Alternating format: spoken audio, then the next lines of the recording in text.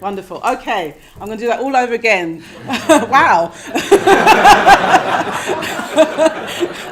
Warm welcome.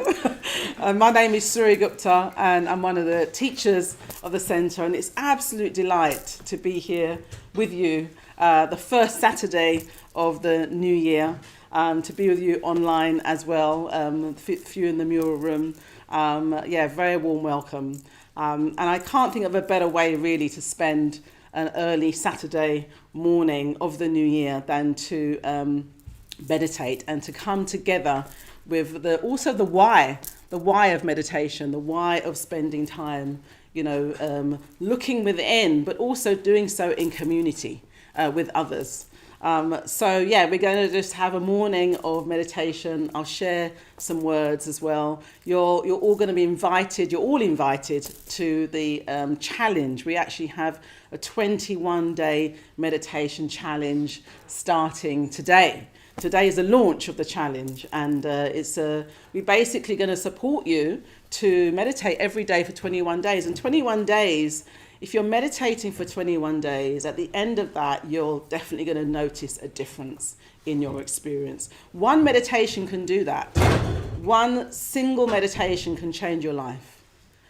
And we know to really change our lives ongoingly, it takes some more effort, yeah? It takes some reflection. It takes some looking at our lives from different vantage points, different perspectives. It takes us figuring out who we are a bit more as well. So 21 days of meditation, 21 days of bringing that element into your life with others in community will really make a significant difference to you.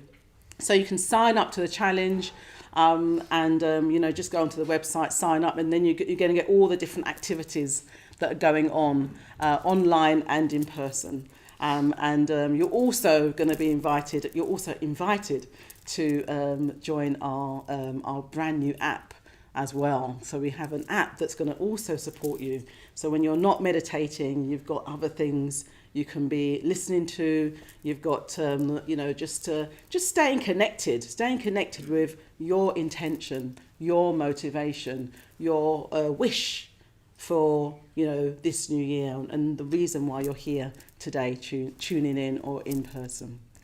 Great. So I'm going to actually start us a little bit ceremoniously by saluting the shrine, and that what that means really is that I'm sort of acknowledging the space that we're in. I'm saying we're in a special space here.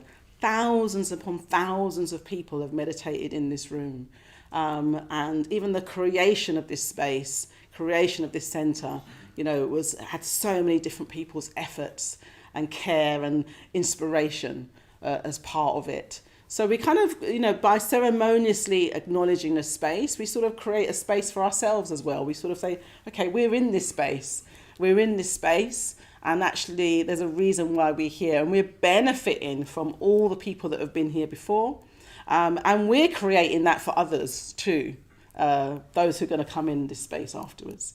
So we're going to salute the shrine, and it's call and response. I'm going to say Namo Buddhaya, which means I'm acknowledging the Buddha. I'm acknowledging where this whole meditation journey began 2,600 years ago with a man named Siddhartha, who found the truth through meditation, through other practices, and has been sharing that truth, and many other people have been sharing that following him. So we acknowledge the original Buddha, if you like, and the journey, the path.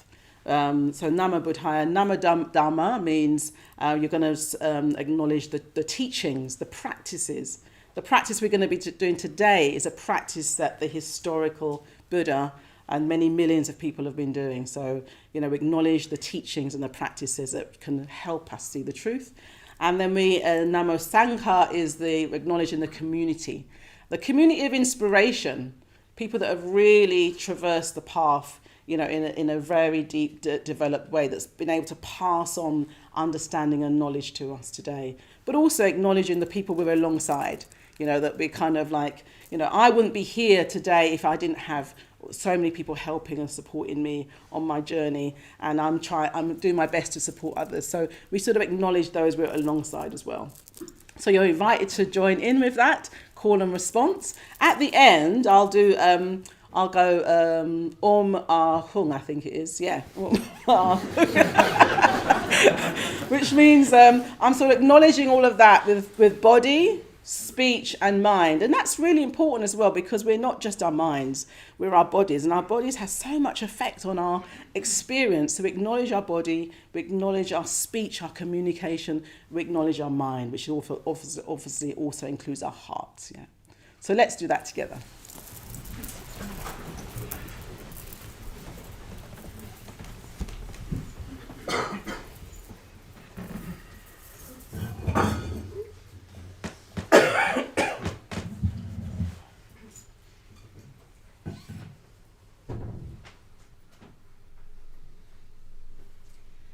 Namo Buddhaya. Namo Buddhaya. Namo Dhammaya. Namo Dhammaya. Namo Sanghaya. Namo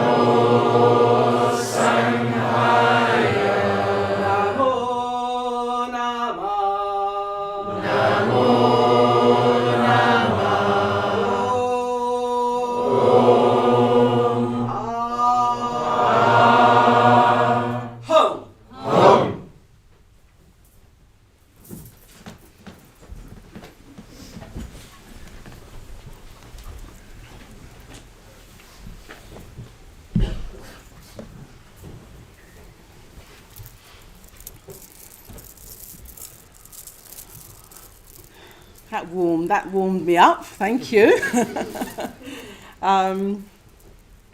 So I'm just curious, how many of you are here for the very first time today?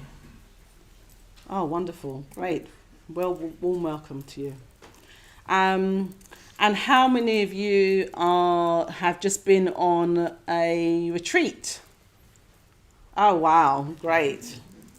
So you've come back all inspired, raring to go. Great. So I'm just wondering how many of you as well are brand new to meditation, or only meditated on an app, or, you know, like online or something like that. Okay. All right. Okay. That's good. Thank you. Good. So, yeah, I thought, it's brilliant. If you've come back from retreat, I've just come back from retreat as well. We run 2 retreats over the Christmas, New Year period. And it really can make a significant difference to your experience. I've just been speaking to the young man in front of me, who's just given me all his insights, all his inspiration from the retreat. And I actually said, why don't you come and sit here? He's so full of energy. If you don't mind me sharing, he wrote his first poems today, since he's got back from retreat. Was it today? Yeah, today. And he used to write poems 20 years ago. So, that to me was just really like just an example, really, of how, being in conditions that really bring you more in touch with yourself, that actually helps you quieten down the noise, quieten down all the different activities, all the ways our attention is pulled away. And then you finally get space to actually go, what is it I think? What is it I feel? What is it I want? What is it I want to understand? When you finally get to that, it's like something new emerges. And we were talking about how meditation and being in great conditions like a retreat really enables you to do two things. It enables you to see something new about yourself, about others, about life, and also helps you reconnect with more of what feels really true for you. Because somewhere along the line, my experience is, when you're young, when you're, just discovering life, things can seem clearer. It's like, oh, this is important, or this is how I want to be. And then life gets in the way and things get busy, and suddenly things get very complicated and complex. And you can find yourself thinking, how did I find myself here? Is that your experience? How did I find myself here having this experience? So reconnecting is also part of the path. Discovering something new and reconnecting with what it really feels like to feel whole. What it really feels like to feel at ease with things, or even at one with things, even like there's a flow of your experience. We've all had that, at least a taste of that at some point in our lives. And in a way, when we're so immersed in the business of everyday living, all of that can get lost. So, whether you're brand new to meditation, great. It's a new adventure that's starting for you. That's really excited for you. And if you've been meditating for years, great, because it's also really important that to start anew, to not just, do the business as usual with meditation. It's like trying to approach that with what we call beginner's mind. Yeah, and starting the year is an opportunity for all of us to reset, to refocus, and to kind of go, where is it I really want to be, and where is it I really want to go? How do I want to live this life? And not just do everything the way we've always done it. I remember my first meditation, very, very clearly. I went into, it wasn't here, it was a house where I was living in Bristol, and I knocked at the door, quite nervous, because I just didn't know what I was going to find. This was back in the day when there was, no internet and, no books on, you didn't find books on meditation and things like that. So it was a real kind of, I don't know what I'm doing, but I'm just drawn to this. So I knocked at the door. They seemed to be quite friendly. They ushered me into a room. I'd gone there with lots of questions about life, about myself. I'd sort of, had had a number of experiences which made me go, okay, I want to figure life out better than I've been doing. I want to live well. I want to feel freer. I could feel insecurities holding me back. I could feel lack of confidence holding me back. I could feel that I wanted to make a difference in the world. I wanted to do something that felt significant, meaningful, but I didn't know exactly what that was. And I also didn't know if I was up to it as well. Sometimes I have these big, I'm going to do this, I'm going to do that. And then I'd be like, oh, but I can just about look after myself, let alone change the world, yeah? So I would sort of fluctuate between these things. And I also recognize I had some things from the past, some family things, some life things that, I could feel were like painful, that would come up every now and again and somehow get in my way, it felt like. So I went there with all these questions and knocked at the door and, ushered into a room and was taught the mindfulness of breathing, which we're going to do today. And it was a very interesting, experience because, I was taught these practice. My mind was all over the place. I kind of wasn't able to focus. I was like doing the instructions, breathing. If you've done the practice, 1, 2, 3, counting my breath and finding that after a little while I was getting like, that's a bit hard. Just kind of like, my mind just drifting off. And I was just very focused on, every now and again, I'd open my eyes and I'd look at the guy leading the class and thought, I don't know if I like his shirt or not, And then every now and again, I'd look at this. There was one guy, in fact, the guy who opened the door, who was an order member. He had one of these cases, and I looked at him. And at a certain point, he just looked so like he had this smile on his face, and I was like, the smile wasn't like he was smiling outwards at anything. It was like this inner smile. And I'd shut my eyes and try and do my own practice again. And then I'd look at him, is he still smiling? Gosh, he's still smiling. And I'm like, what's he smiling about? Like, nothing's going on here. Like, what on earth could be captivating him? And it was like this inner smile somewhere really like deep. So then I'd be like, let me try if I can get that concentrated. But that wasn't happening. And I looked at him again, and then like I saw his nose was running. So I'm like, he's bound to stop meditating now because his nose is running. He's going to have to wipe his nose. And he didn't. And I was like, oh my God, wipe your nose. But he just carried on in this meditation. And I was like, wow, he doesn't seem bothered, Anyway, that sort of gave me something to mull over. I thought there's something happening in his experience that's captivating him, that's rich, that's engaging. And, well, I guess, do I have that? Can I do that?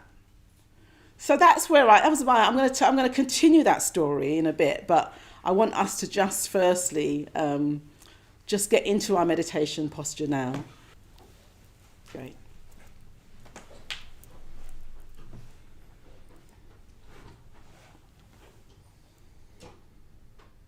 So we're going to get a sense that we're seated on the ground, on the floor, on the earth, and our bodies are being held, being supported by this ground, by this earth. So you're not actually needing to hold your body up in this way. It's actually being at all times held by this earth. This experience of gravity,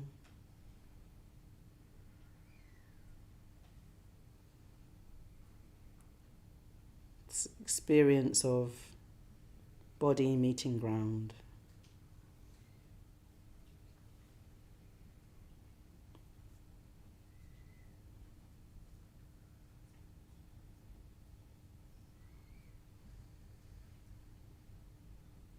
So feet and knees and thighs and bottom on the cushion, chair.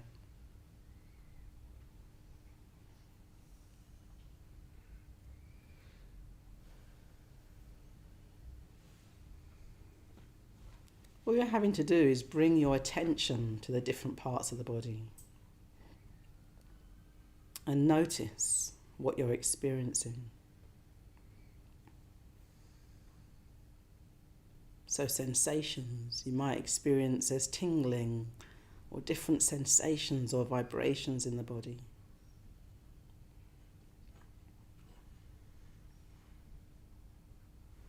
You're noticing different textures, the hardness of the floor, the softness of muscles, texture of clothing or mat or cushion.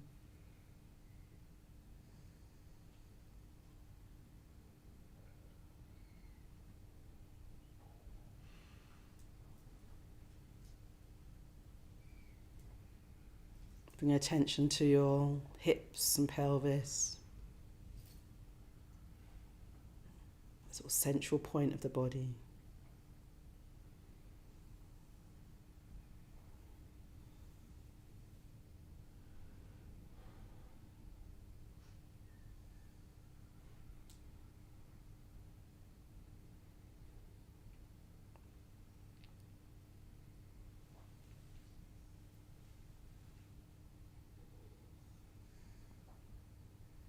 And then being aware of your lower spine and that vertebrae leading all the way to the head and what we call back, the back of the body or actual physical back. Often not so aware of it unless there's tension or pain. Tuning into it now.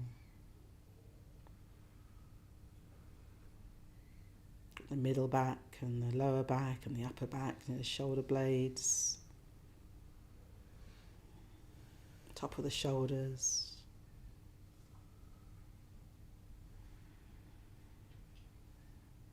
the shoulders meeting the arms, and the arms meeting the hands.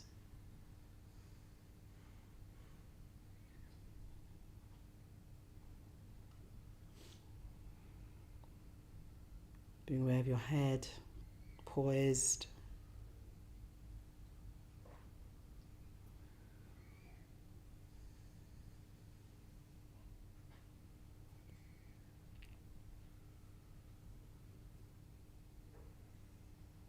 Your face,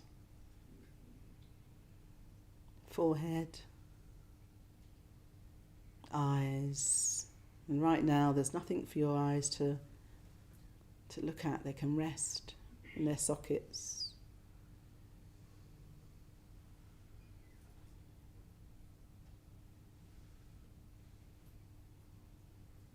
Jaw relaxed.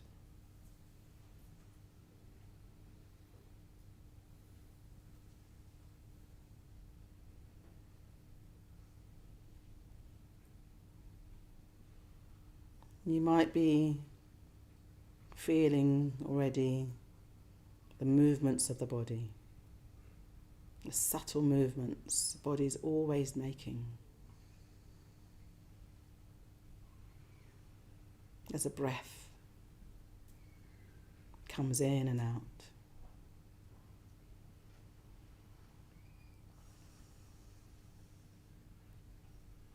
Chest expanding, contracting. Belly rising and falling.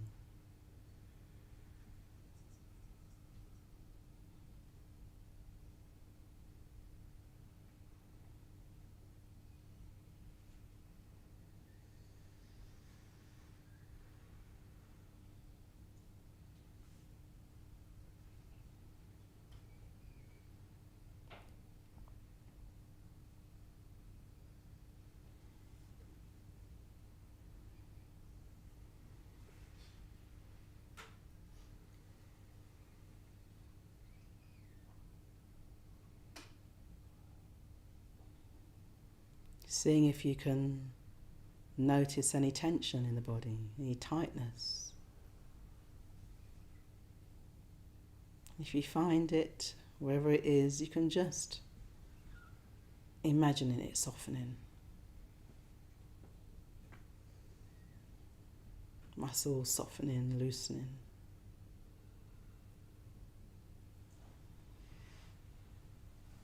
Or the breath flowing to that area and creating some ease, some space.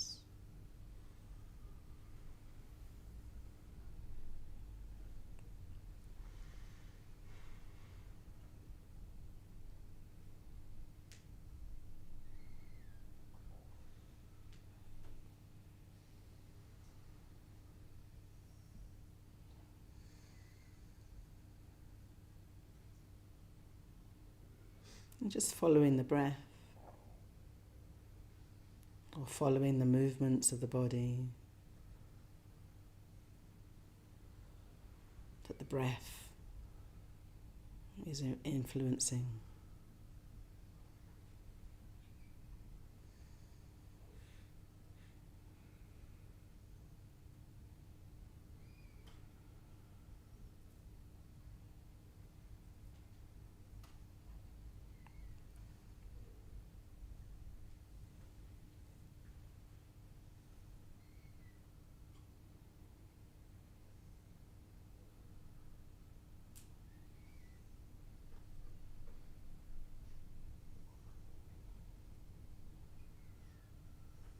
Creating a space.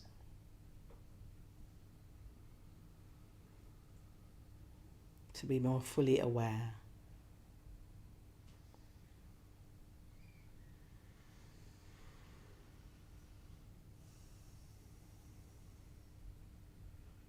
Of the whole of our experience.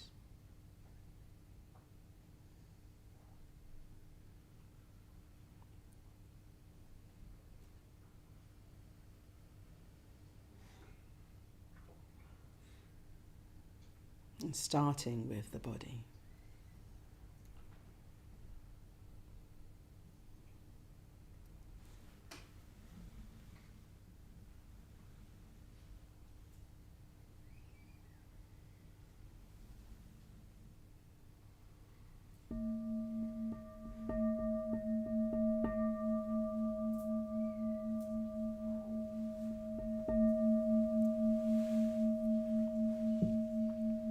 Just bringing yourself gradually back.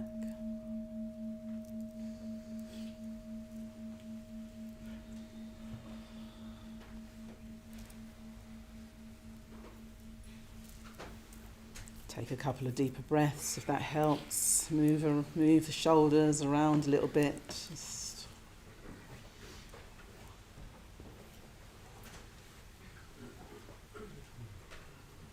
good.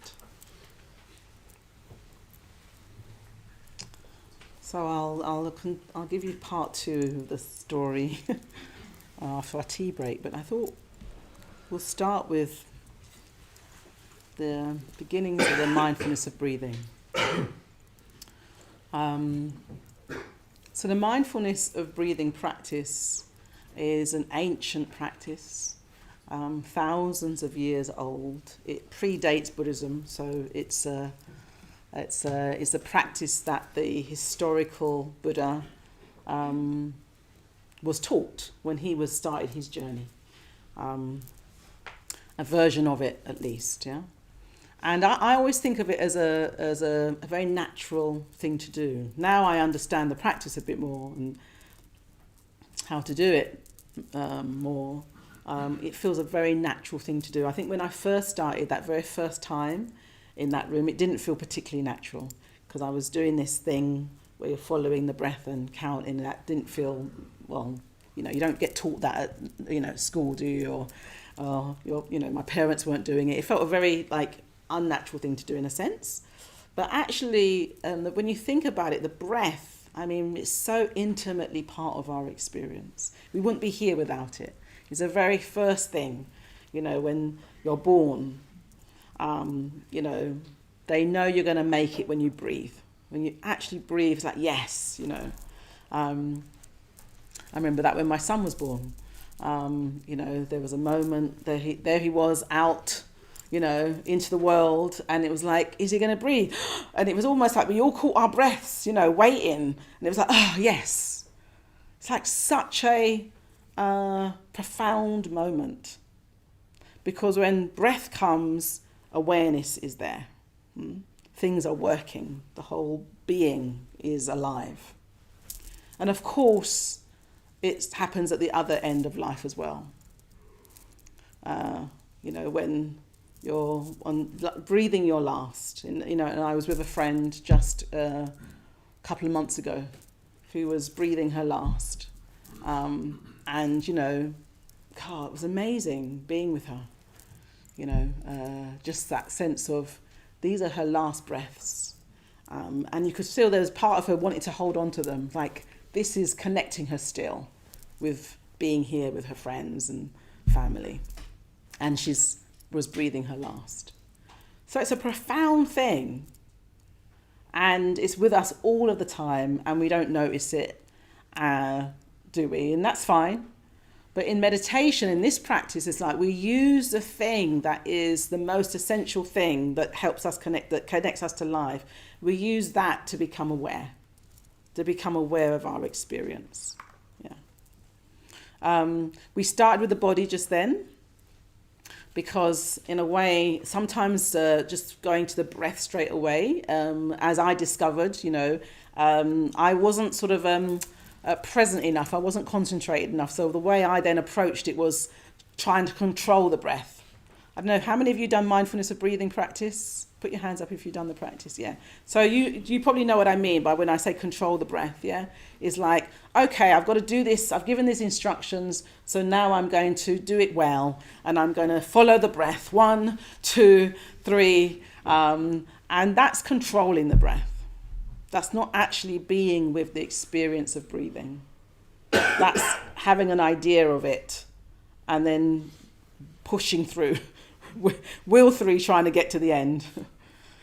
So when we do it now, we do the practice now, we're going to do the first couple of stages of the practice. And the invitation is to, we're basically going to start with the body again. Notice the movements that the breath makes in the body. That's the breath. You know, if you feel like your chest rising and falling, that's the breath doing that. So even if you focus on that, you're still meditating because you're bringing your awareness to the experience of breathing as you feel it physically. And then as your concentration develops, your awareness of the breath can get more and more refined. Yeah. So it can feel very like, okay, I'm just with my chest rising and falling, my belly rising and falling, and that's great. You can do that. And then as you deepen your experience, you know, it might just be an inner sensation of the breath that you're aware of. Yeah, you're not so aware of the physical body, but you're just aware of this inner sensation. And then as your concentration develops even more, you know, you're with your moment to moment experience, you're with the present, and you're just aware of being present with the range of your experience. Yeah. So we're going to start. So just for those of you who haven't done it before, we're going to start with the body, and then we're just going to notice our breath to begin with. Notice it coming and going. And then at the end of the exhalation, we just gently drop a 1. Breathe in, breathe out 1. Breathe out, breathe in, breathe out 2. And we're just noticing the exhalation a little bit more. And then we breathe in and breathe out. And we do that to 10, or more likely, till we just lose track. And we think, now when we lose track, when our mind, you know, gets onto something else, what we had for breakfast, what we're going to do after the class, wherever it goes, that I call a moment of awareness. Because you've noticed where your mind's going. Normally our minds just go off and off and off and off and off and off, and then we find ourselves in a very particular mood and go, oh, where am I? You know, how did I get here? Yeah? But when you notice your mind goes off, that's fantastic. That's a moment of awareness. You then choose to bring yourself back to the present, to the body and the breath. And that's a little victory, because that's you going, I can actually train my mind to do what's beneficial. It's not just going to go off and take me wherever it wants to go. Yeah? So you do that very gently and very friendly and very persistently, again and again. Because you're kind of, I became aware. Great. Let me come back. Let's try that now.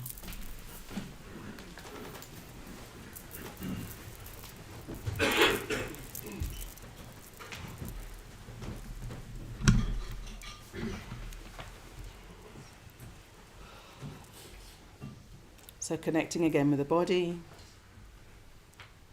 feet on the ground, bottom on the cushion, the stable base that we have. Keeping ourselves upright, head poised.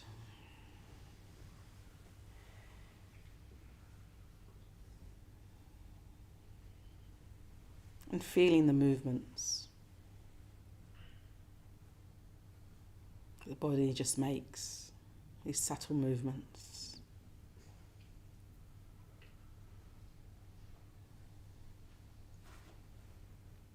Breath coming in and flowing out.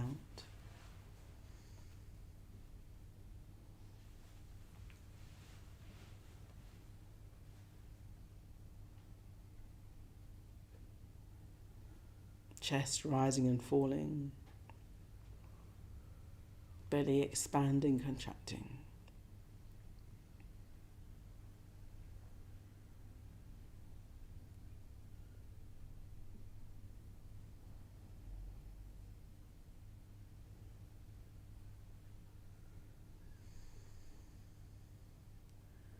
You notice the in-breath coming in, and it just gradually, naturally just flows out.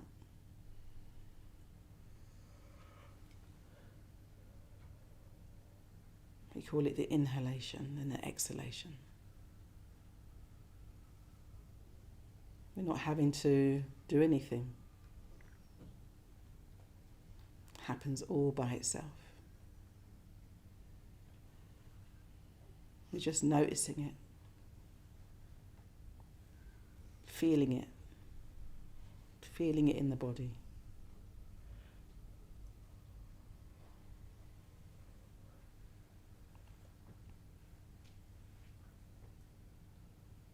So breathe in, breathe out, and at the end of the out-breath, when you notice and feel that you're at the experience of exhalation, just quietly to yourself, 1. Engage your mind with the experience of breathing.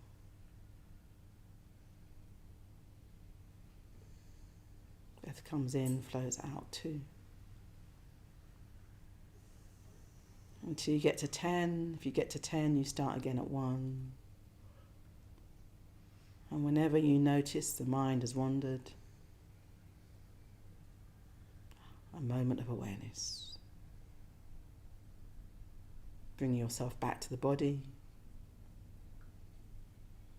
and the experience of inhalation, exhalation, and counting again at the end of the out-breath.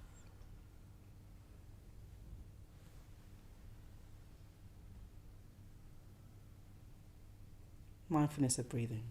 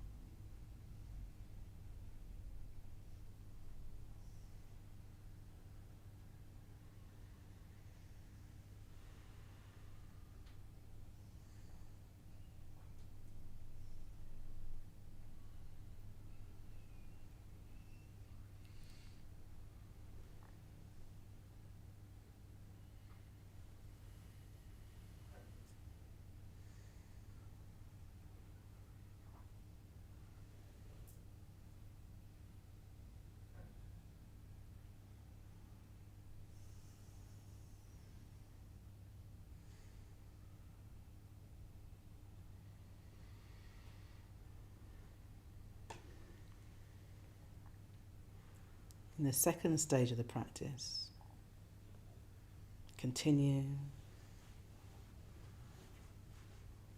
following the breath.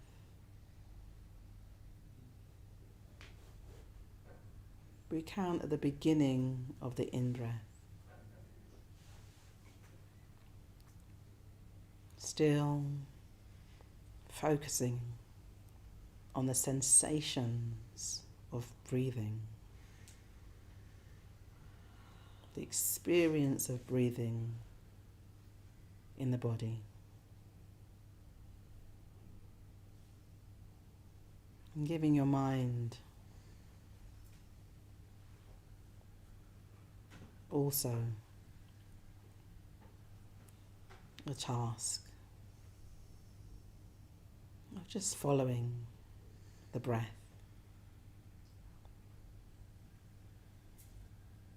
counting at the beginning of the in-breath until your attention wanders. You bring it back to the body and this experience of breathing.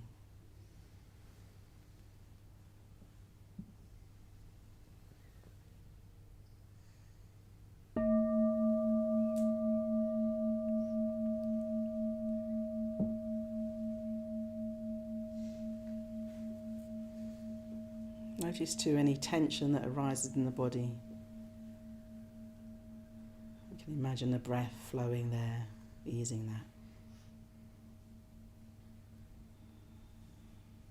And come back.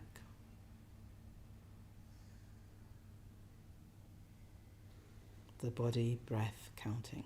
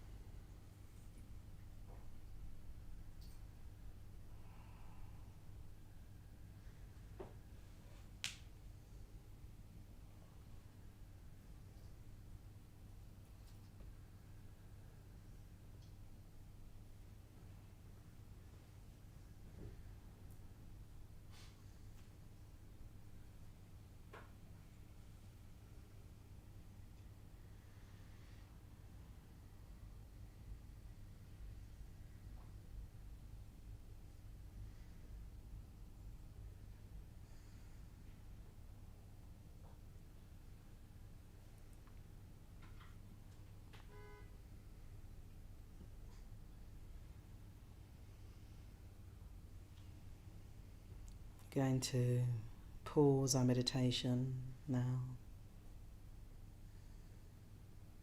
We'll continue after the tea break, creating the space for awareness. Gradually bring the meditation to a close.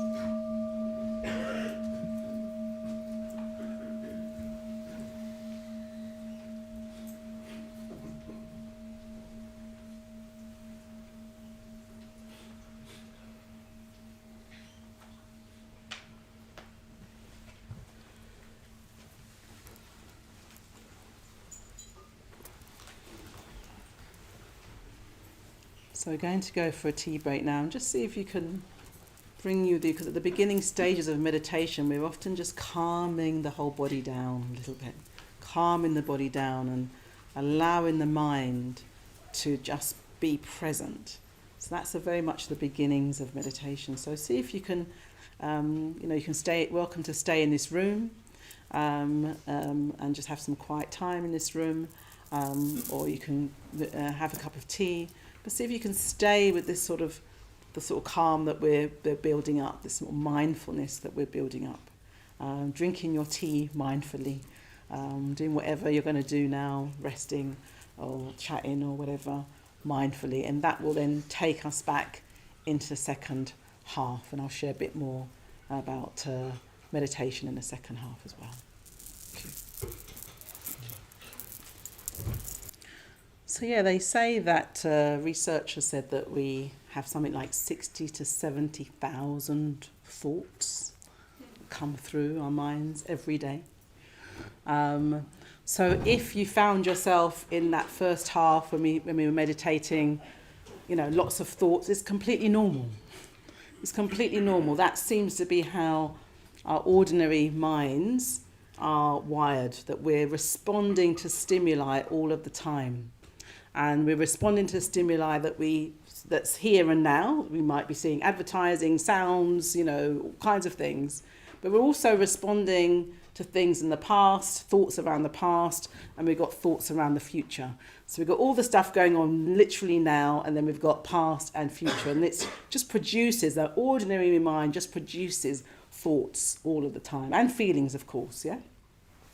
Because in Buddhism we don't try and separate the mind and the heart. They're like more flip sides of the same coin, yeah?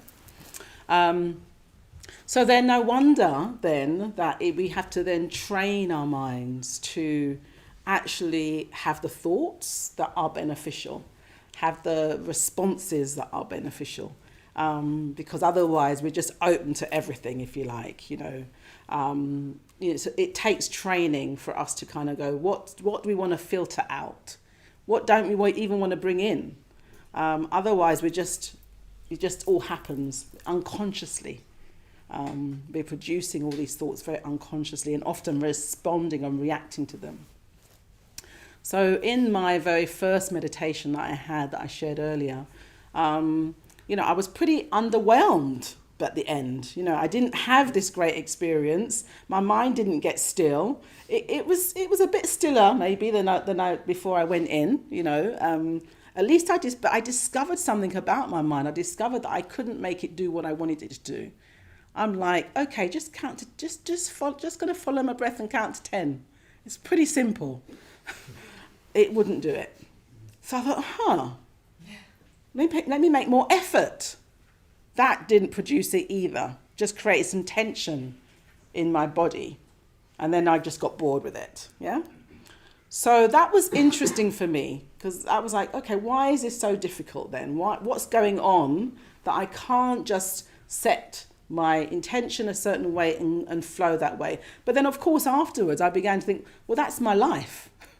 I can say to myself, I'm going to do this.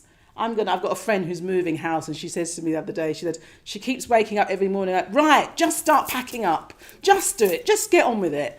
And a few hours later, she's still kind of like scrolling. She's still kind of like, and I said, well, there's part of you that wants to sort it all out and get it done. Part of you doesn't. So very quickly on in meditation, you begin to discover that we're a lot more complex as a being than we might think. And there's different parts of us that get pulled in different directions.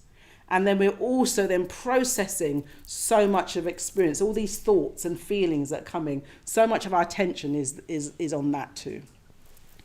So yeah, my first experience of meditation, I was pretty sort of like, okay, there's something I've got to understand now more about my experience, about myself.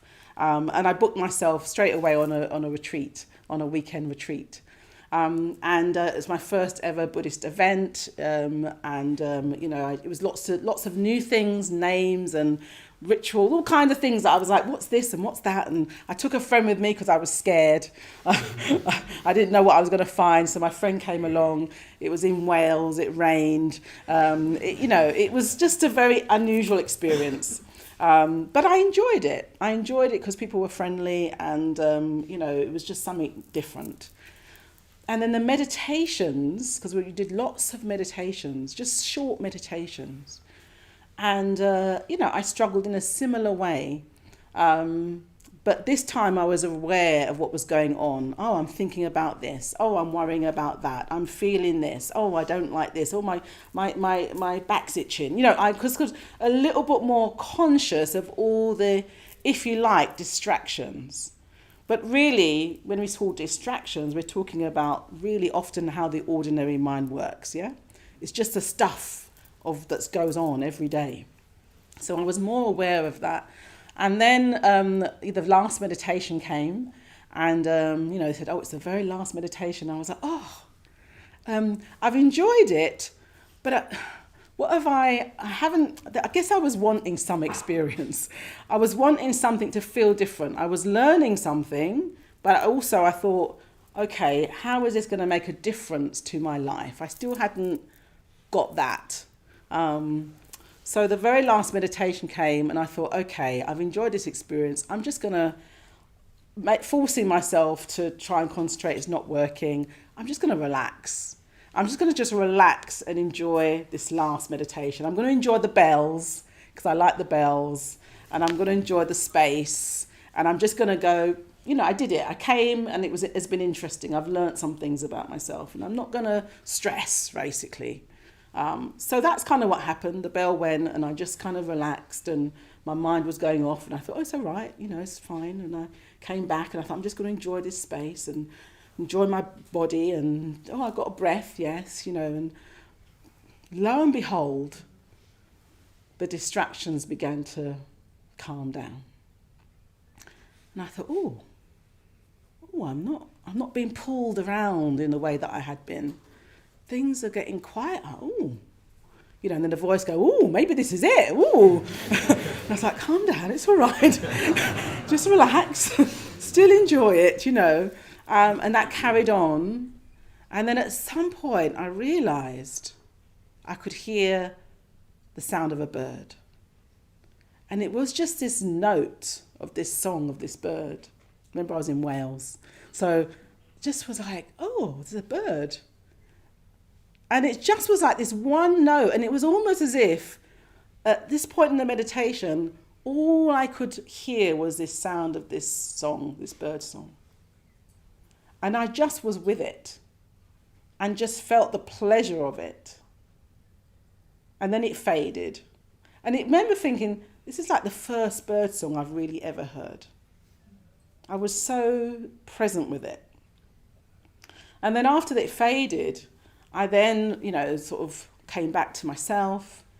And then I realised that somewhere in my belly was a smile. Somewhere my whole being was smiling. And it was almost like I remembered this smile, like somewhere deep within. And I just was with that. And then it occurred to me, and this is a helpful thought, this is happiness. It's here. It's right here. It's nowhere else. It's just here. And I remember thinking, wow, really? Because then I had an image of myself, like going in all kinds of different directions, looking for happiness. Is it in my job? Is it in this? Is it in that? Is it in this? Is it in the relationships? Is it here? Is it here? I've got to find it. Where is it? Somebody show it to me, please. I've got to make it work. I've got to fix that so I can be happy. I just had this image of myself at that point, almost running in different directions. And then suddenly it was like, oh God, it's here. And that one moment was just profound, actually. Because actually I had been having some challenges with my next steps, my direction, because I'd signed up for this job that was really well paid and really, like, everyone was like, great, well done. But actually my heart sank when I thought of doing it. But I kept saying to myself, just do it for a couple of years, just get the experience, just do it. You know, don't stress, just get on with it. You know, that voice, get on with it. I had that voice again and again. And I left the retreat. And I'd been asking friends and family, what should I do? What should I do? And everyone was like, these are the cons, these are the pros, you know, like all of that decision-making process. But I got back off a retreat and I wrote a letter I didn't even think. It was just like, I'm not doing it. And I wrote a letter to the company and thanked them very much for the offer. And I said I wasn't going to take them up on it. And it was a very straightforward decision in the end. Because whilst it was a courageous decision, you know, because I didn't know what else I was going to do. I didn't have a plan B at that point. So I could feel like, you know, there was some kind of, ooh, that's a big thing I just did. The fact of the matter is, I knew that job was going to take me in a road that was going to take me away from any opportunity of being happy and well in myself. I just knew that. And I also knew that I needed to create whatever conditions I needed to create to get in contact with what I'd experienced on the retreat, this space where happiness was. I realised it's not in that job. You know, that particular job, it definitely wasn't in that particular job. I knew it wasn't there. And I thought, I don't know where it is in terms of work, but I know I've got to come back to this experience because it will guide me. It will guide me to see what's in alignment with me and not what's going to take me away from me. Does that make sense? So that's what I did. I basically, and I've never really, you know, looked back. But what I knew I needed to do then was, how do I create the conditions in my life so that I can keep working, having this kind of experience? And I knew all the meditations I'd had before that, when my mind was distracted and I was discovering my mind, I knew that was all part of it, because I wouldn't have got to that place at that point with that bird song if I hadn't been working out, the rest of, you know, all the other meditations where I was distracted. I was like, that was all building the conditions for this experience.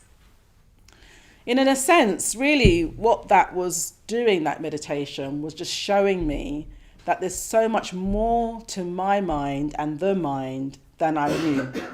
And that it reminded me, it sent me back to the man in that room that very first time when I saw him meditating.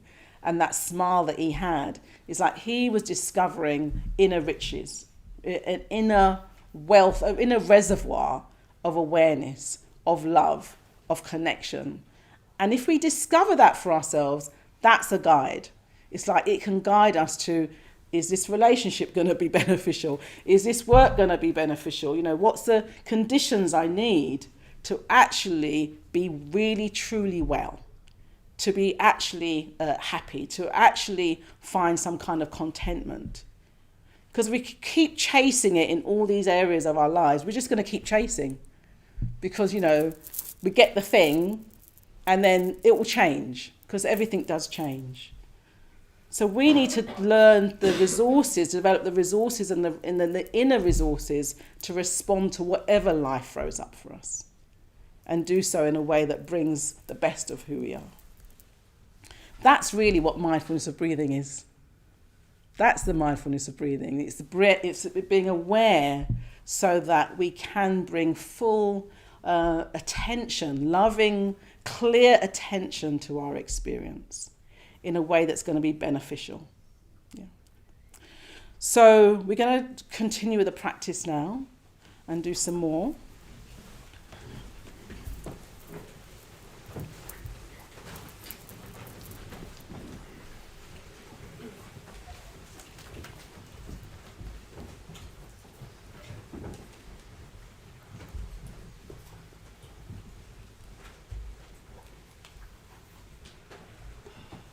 So every time you bring yourself back to the present, every time you bring yourself back to the body, to the breath, you're cultivating mindfulness, you're training the mind. And in the process, you're learning about what your ordinary mind does, how it works.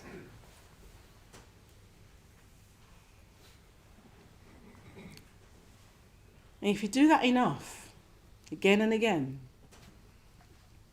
a space can open up where the thoughts recede, become less persistent, less pulling us away.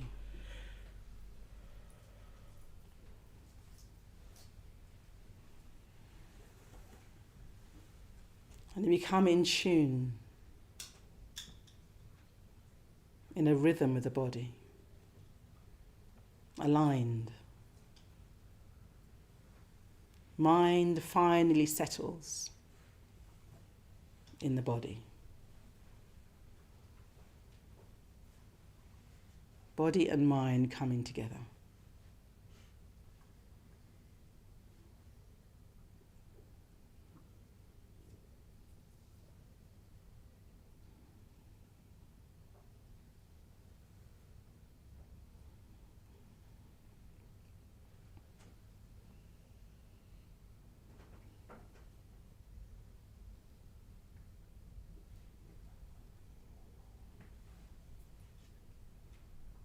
So we'll do the first stages again.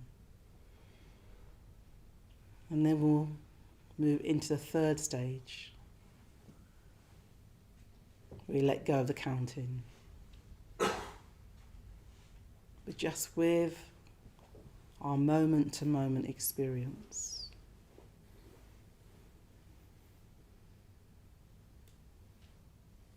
And the fourth and final stage, we notice where the air comes in the body. Air coming into the body and becoming breath.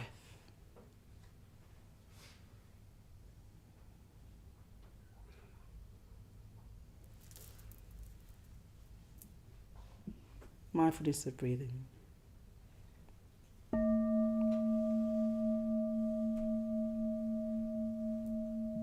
Being aware of the sensations of the breath. Counting at the end of the out-breath.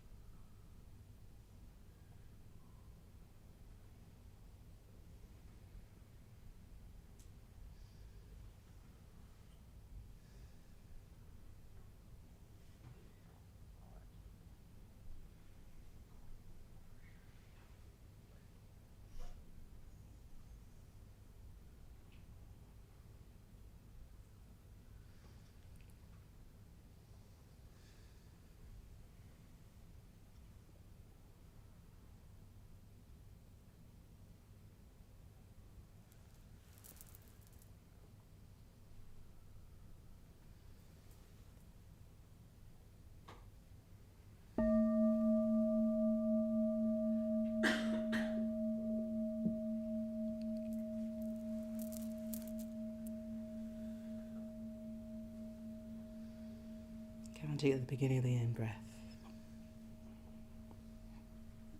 Following the sensations of breathing.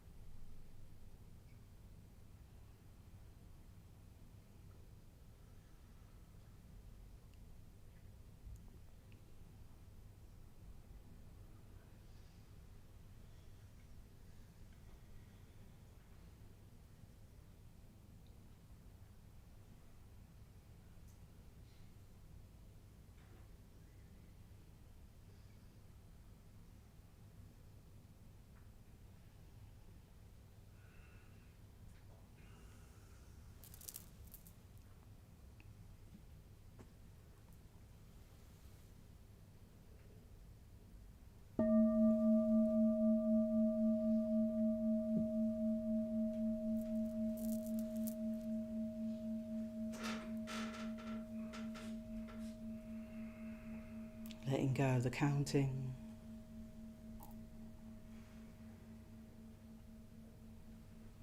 Following the rhythm, experiencing the rhythm of breathing. Whole body breathing.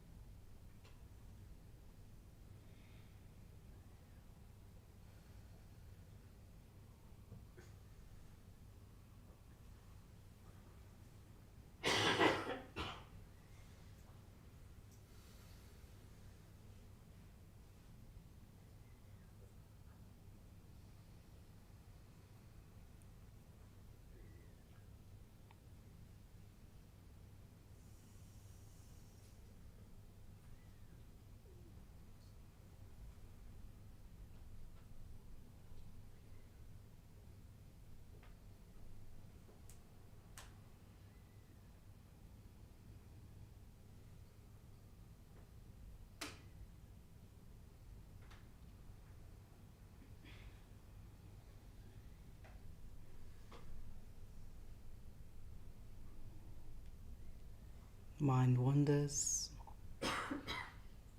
a moment of awareness. Inviting your mind, your attention back to the present,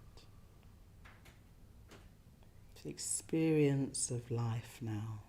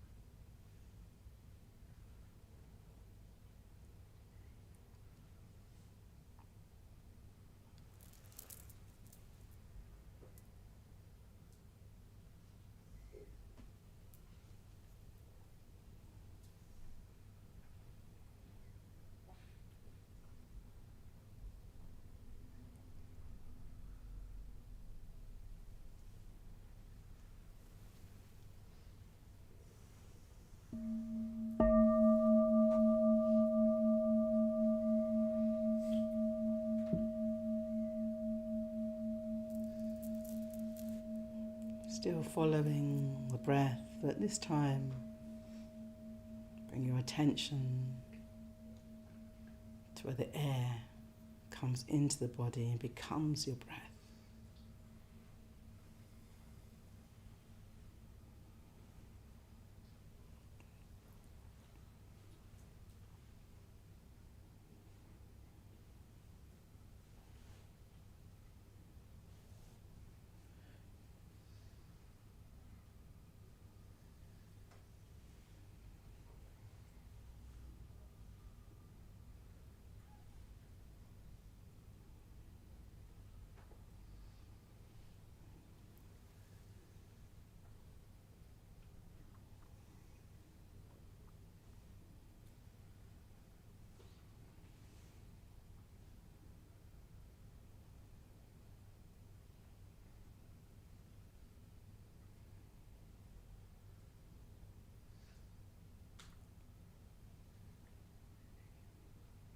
Softening any tension that arises in the body. It will help soften tensions in the mind.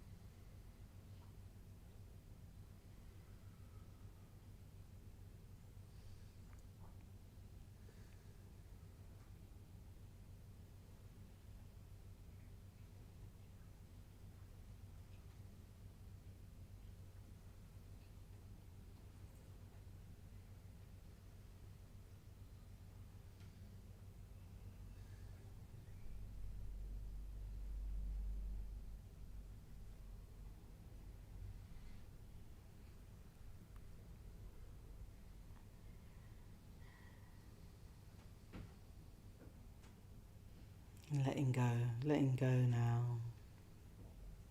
The structure of the practice, just breathing, just being.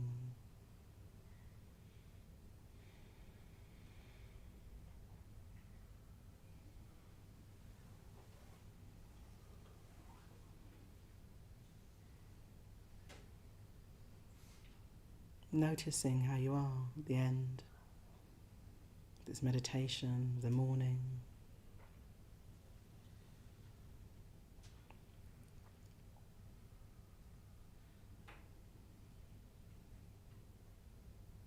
Appreciating your efforts.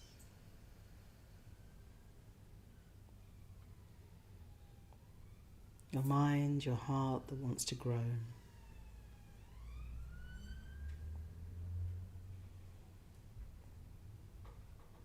To cultivate awareness, loving awareness.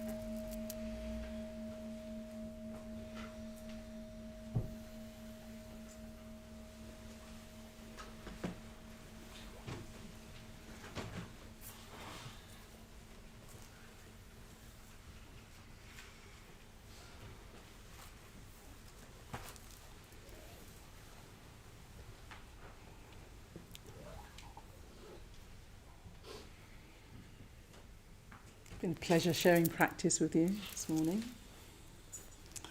I'm going to be online on Monday to Friday. We've got 3 weeks of online morning meditations. So I'll be doing the first week, 7:30. Please join me, support me. We have a whole hour together. And they're really wonderful ways to start the day, start in the new year and start in the week and the day well. So we look forward to those of you who can join. And they'll be carrying on as 3 weeks of those, and we've got other teachers, Jnanavacha and Maitri Bandhu, doing those consecutive weeks. And we've also got the next 3 weeks of these Saturdays. So this challenge means that we've got these special Saturday sessions, and next week is Maitri Bandhu. So special Saturday sessions, special morning meditations online, and if you sign up to the challenge, you'll also get the opportunity. Well, you can you can join the app, the Buddha Mind. We're calling it Buddha Mind app. You'll be the first amongst the world to do the app, and we really look forward to joining that community and getting your feedback as well on it. We're calling it a meditation challenge. It's only because sometimes to keep ourselves consistent can feel like a challenge, right? But it's a gift. It's a gift from us, really, to run the Buddhist Center, because we know it can be a challenge to start a meditation practice, to have a practice that you really engage in, to be consistent, to look at our lives with fresh eyes, with beginner's mind. We know it can be a challenge, so we're gifting this for you, really, and we're all in it together. We're all joining at the centre. Those of us who work here, we enjoy being part of this as well, and it's our gift. It's a challenge for us all, really, to look at our lives afresh, so we can really make the most of this precious opportunity called living. It is a precious opportunity, and we want to make the most of it, best of it, and be of benefit to the world. And this community, we're doing that, creating the conditions for that. If you want to support us by sharing dana is generosity. I'm here, You know, I've just come off retreat. I love being on retreat. I'm here volunteering. I love this. So, you know, help us do that. You can help us do that just by joining in all the different ways, and also by gifting as well. We've got, you know, for this whole challenge, you know, we've got the opportunity where you can give back too. You can benefit and you can give. It's a wonderful exchange that we're part of here. So, and I think Amla Vera shared with you ways you can gift. You can give at the door here. There's going to be bowls, dana bowls we call them, and you can gift some money to help us keep these activities going. Our app and everything's going. So it's been a pleasure being with you. Hope to see you again Monday morning, 7:30. And yeah, have a wonderful rest of the day and Happy New Year.